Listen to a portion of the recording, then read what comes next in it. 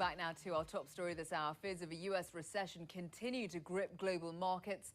Stocks in Asia racked up their worst losses for several years this Tuesday. In Japan, the Nikkei 225 fell more than 5.5%, its biggest one-day decline since the terror attacks in the U.S. in 2001.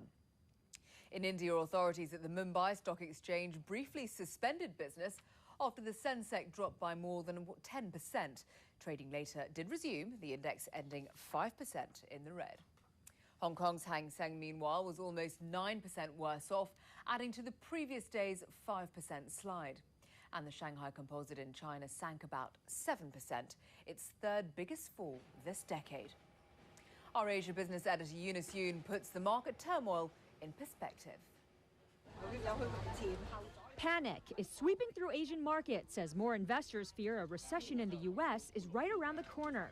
Today it's blind panic. There has been a lot of debate and discussion about whether we're going to be in recession in the United States and therefore what the impact will be on the rest of Asia. Investors here have been hoping the U.S. could avoid a recession and that Asia, with its fast-growing economies, could weather a U.S. slowdown.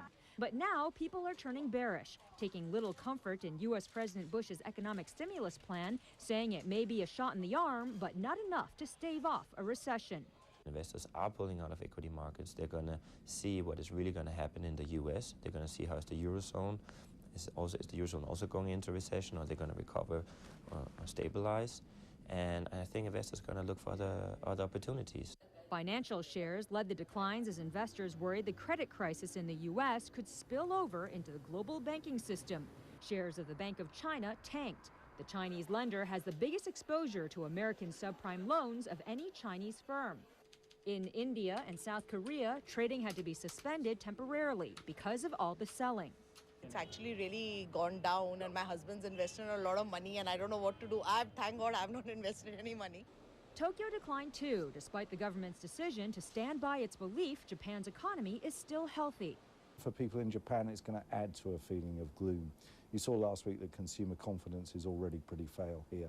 It's just more bad news. It's another nail in the coffin of what we had hoped would be a slightly resurgent Japan. Investors here are now looking to the U.S. markets for direction, worried a dramatic sell-off on Wall Street could trigger a 1987-style decline. Eunice Yoon, CNN, Hong Kong.